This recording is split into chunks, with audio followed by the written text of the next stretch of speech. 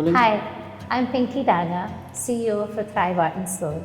Today I'm with a very dear friend of mine, Ilona Selke. Hi Ilona. Hi, Pinky. She's an internationally best-selling published author, a seminar leader for over 30 years in consciousness, and she's written many books. One of the books that I really loved was the one you wrote on Dolphins, Love and Destiny. Dolphins, Love and Destiny. Yes. Sorry, the title went missing. Yoga of the Soul. Yoga of the Soul. You know, so it's particularly, I want to talk to you about that book because next month, this coming month, we have Valentine's month, right? And that's the month where everyone is talking about love. Not even if they're not talking about it, they're thinking about love. And you know, love in today's time is not as simple as it was before. What is it, Ilona? Well, you know, luckily it's expanding a lot. It's expanding, understanding. Right? And love is just jumping out of that box that we used to put it in, right? Yeah. It has to be this, it has to be this, and this is what it needs to mean, and this is how it is. And I think you've written so beautifully on love and your ideas about love. So I would love for our, viewers to know what you think. What's love all about, Ilona? In 2020, what's love all about in 2020? All right, it's fundamentally always the same thing. It's when two or more gather into one. Right. Into singularity. It's the divinity, and this is a triangle. This is now assuming two opposites, two beings of any combination. It could be grandchild and grandfather. It could be husband and wife. It could be team members. If they put their consciousness and their essence, which is untouchable in a way, it's invisible, but it's tangible when you learn how to focus your soul awareness into that point of consciousness. When you and I meet, when you and I extend our aura into the true seat of our souls, and that seat of the soul connects, either this much, or into true union, into overlap. Right. In that moment, we have a harmonious vibration and overlap, and we experience love. Right.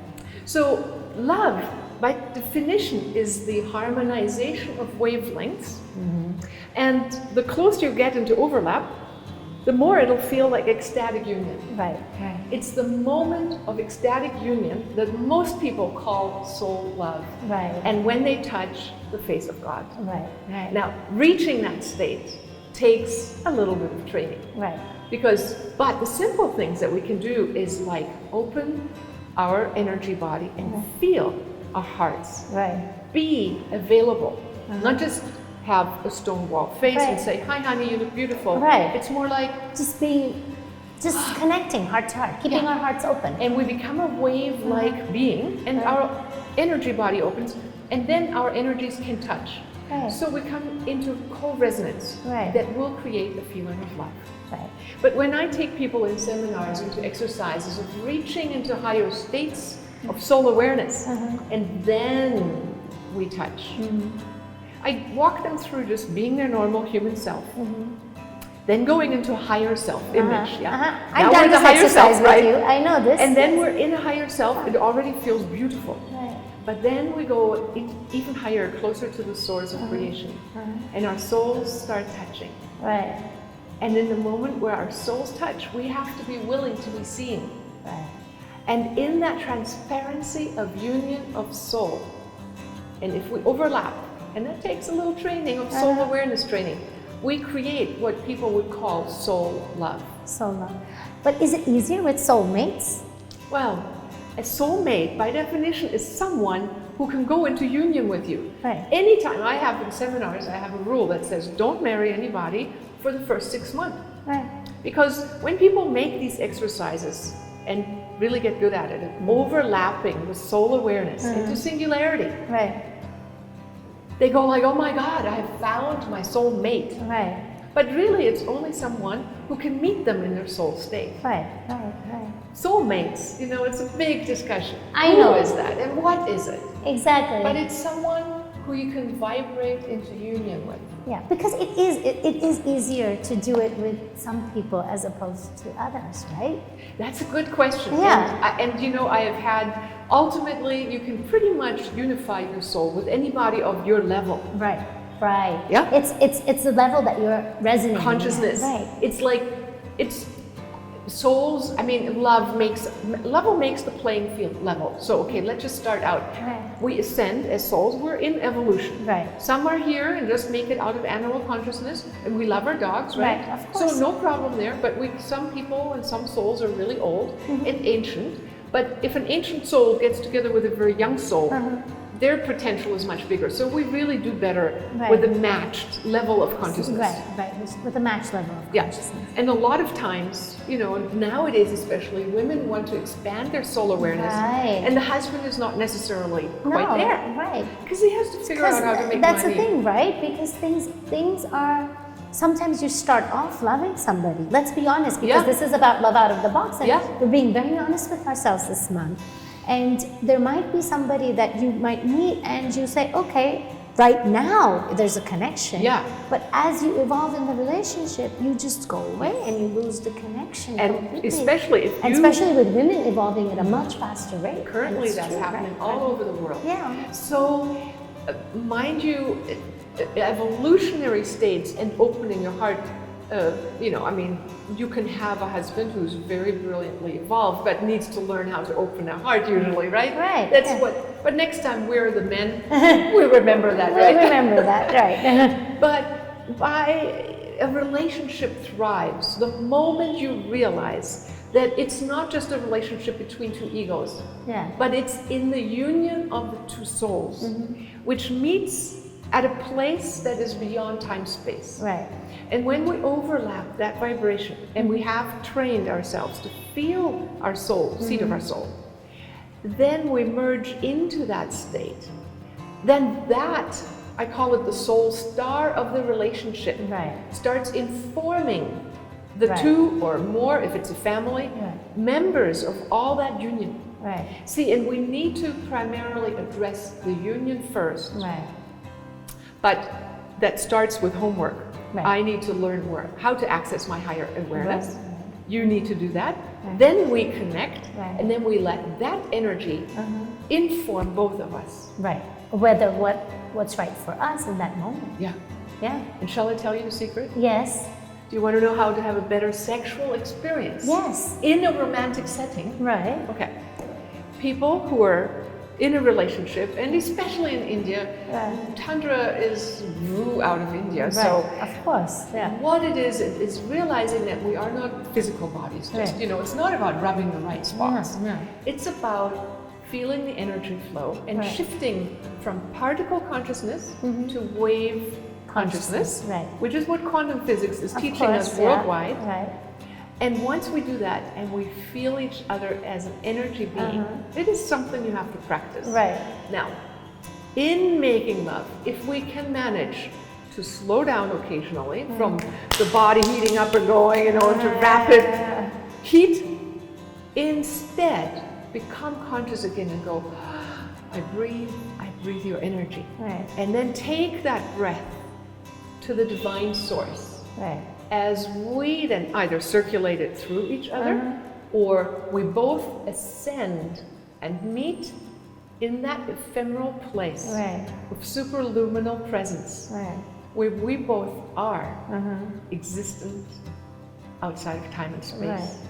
When in a sexual union, we manage to merge our consciousness as well as in our body chemistry. That's when we not only feel satisfied physically. As a matter of fact, I will bet that whatever orgasm level you've ever met, when you increase it and turn it over to the cosmic union of the two and into the divine, into God, whatever your image of that is, your orgasm will feel 10 times, if not 100 times more satisfying, better, longer lasting. And part of the art of loving has to do with opening to the third to the fifth element.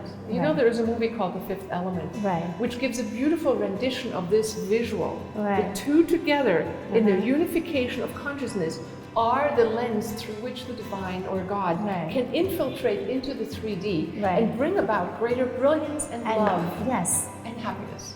So my question is, now I have a couple of questions once I'm listening to you. One of them is that, so in the world of Tinder and easy hookups, right, especially for Gen Z, how do we evaluate casual sex? Like, where does that stand? Like, you know, sex has become so easy, and if we have to do this divine connection and the divine soul and speak, you know, exchange of energy, does it have its place in casual sex? Well, you know, I bet. And by casual sex, I mean just, you know, your random hookups. Yeah. Right? I mean, in the language of today. Yeah. You know, it's very interesting. I was just speaking with a Vogue editor from India, from a Vogue magazine, and she had the same issue with her teenagers. She's like, how do I teach my teenagers that? Right, what exactly. do I say? What do I say? Right. And you can't just say, well, sex is sacred. Don't do it with everyone. Yeah, really, you know, you find out, what did we do? Right. I mean, when I was in Europe at age 16, well, it soon, you know, became apparent to my emotional body, because we all have emotional bodies, that something wasn't right. Right. It's something, whether we know about it or not, instinctually. You just feel it. It's like, ugh. After a while, it's like, what is that about? Right. And then you go and work on yourself. Right. And we all are of divine creation. Of course. That part will always live. Right. So let's experiment, you know, is it satisfying? And hey, why not read some books on how to create better sexuality? Right. How to take the sexual energy and rise it into all my chakras. Right. What will happen when my crown chakra busts open? Right. When my heart busts open? Right. Honestly, the one in my book, that the story, the heart chakra orgasm, I would like to just mention that right now. Of course, yes. So I was married, I've been married, so I was actually getting sick, and the lady who was one of the top remote viewers for medical health issues, I was giving a speech at a conference, and I had dinner, and I said, you know, I do have a problem. She said, tell me. And I said, well, I have this disease, I got this, like, you know, what was it?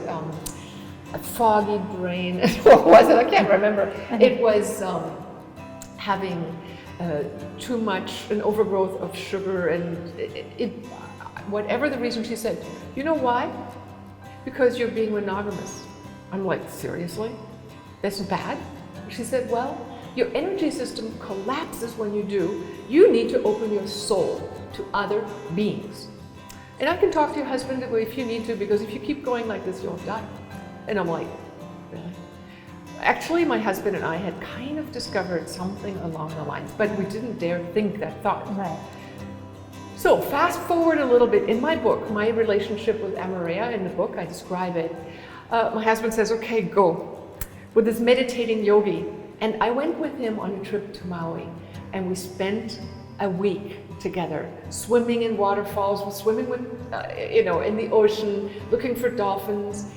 One night we were in this treehouse, and I went to sleep, and we were not going to be sexual, but we merged in meditation our soul awareness, which this lady said is what I needed to evolve and not to. So you did it at a soul level. So he did it at a soul level. So I'm going to sleep, and he has me in his arms. My husband edited the book, right? So it's all good.